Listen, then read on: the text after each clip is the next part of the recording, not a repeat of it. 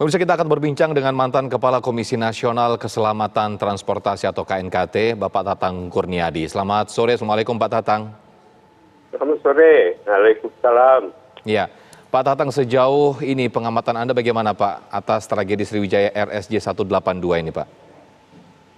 Yang pertama, saya atas nama keluarga dan terutama saya Ketua PPAU Cabang 08 Bogor ini mengucapkan atau menyampaikan rasa duka cita yang mendalam kepada Sriwijaya Air, kepada seluruh korban yang terlibat dalam musibah ini. Ya. Ini betul-betul suatu kedukaan yang mendalam bagi kita, bukan hanya masyarakat penerbangan, tapi juga buat Indonesia. Betul. Lalu kemudian untuk sejauh ini Anda sebagai mantan Kepala KNKT Pak, atas tragedi Sriwijaya RSJ 182 ini, apa Pak perkiraan Anda? Kalau perkiraan terkait kecelakaan, tentunya tidak bisa saya sampaikan sekarang, gitu ya. Karena itu adalah nanti KNKT yang akan membuka sesudah black box-nya, SDR dengan CPR diketemukan, begitu. Sudah diketemukan, diproses, baru nanti dianalisa. Baru kemudian nanti KNKT secara bertahap itu dalam waktu 12 bulan itu ya. Dari ICO waktunya 12 bulan itu. Baru bisa menyimpulkan kenapa itu terjadi. Jadi sekarang terlalu dini kita. Namun kita bisa menyampaikan ke halayak, ke publik, ke dunia luar bahwasanya kita baru kemarin di informasi kecelakaan, sekarang sudah bisa diketemukan di suatu kehadiran negara yang sangat cepat.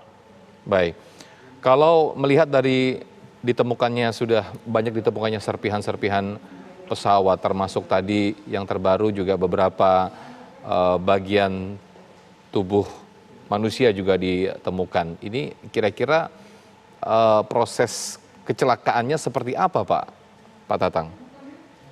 Yang pertama saya baru bisa menyimpulkan kalau tadi malam ada yang sudah jam tukang kepolisian bahwa pesawat ini celaka, ya, belum ada bukti-bukti yang nyata kalau itu membawa suatu kesimpulan kecelakaan. Nah kalau sekarang dengan adanya jenazah, dengan adanya serpihan korban pesawat yang lebih banyak, betul pesawat itu celaka. Baik. Nah kecelakaannya itu satu impact ya. Oke, Pak Tatang ditahan dulu, nanti kita akan berbincang-bincang lagi. Kita akan simak terlebih dahulu konferensi pers yang akan disampaikan oleh Pak Menhub.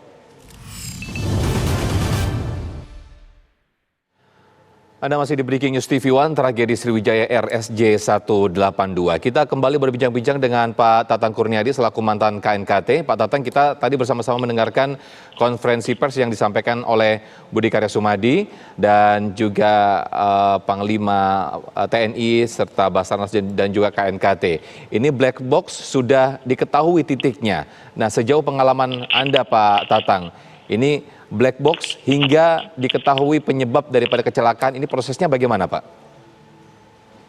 Yang pertama saya merasa bersyukur kepada Allah begitu, bahwa dalam kecelakaan ini black box dalam waktu 1 malam ya, SDR dan CPR sudah bisa didetek keberadaannya begitu. Sementara pada kasus AirAsia sampai harus menunggu 2 minggu.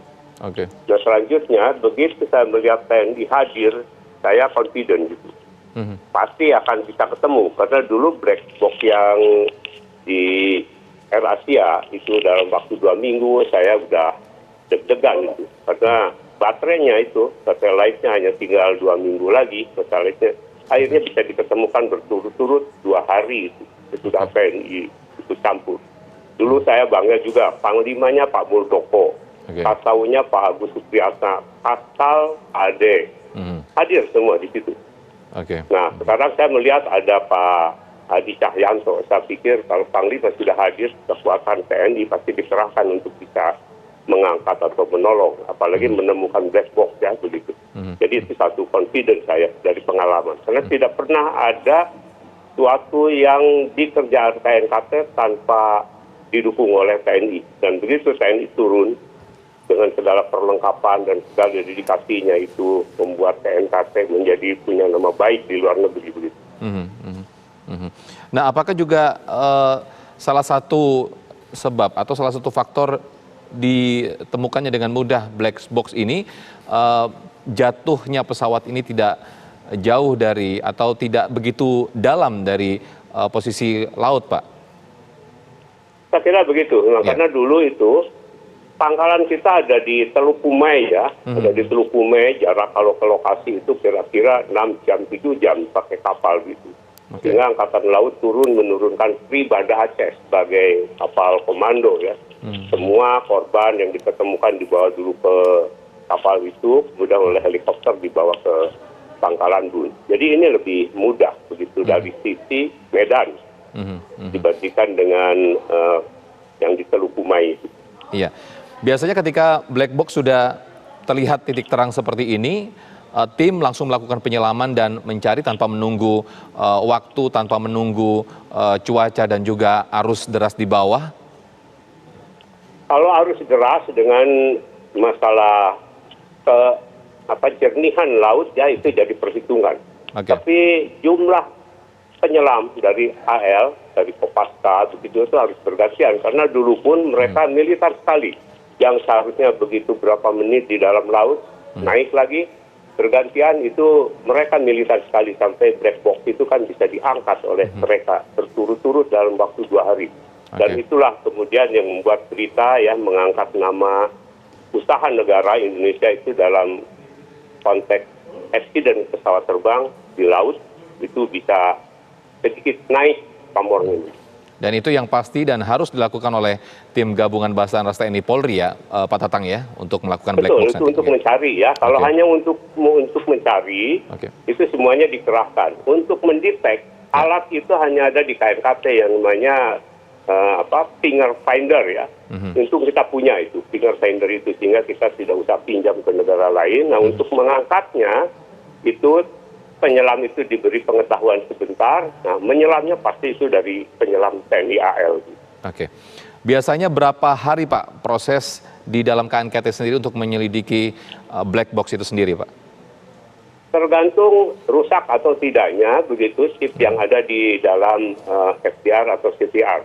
Tapi umumnya kita dalam waktu 2 minggu, dan ini mungkin black box ini sudah lewat dari yang ke-300 kalinya kita membongkar atau memproses black box ya. Jadi kita tidak meragukan lagi. Kalau dulu kita suka minta tolong ke Singapura, Australia, Amerika. Sekarang sejak tahun 2009 kita sudah bisa sendiri di Jakarta.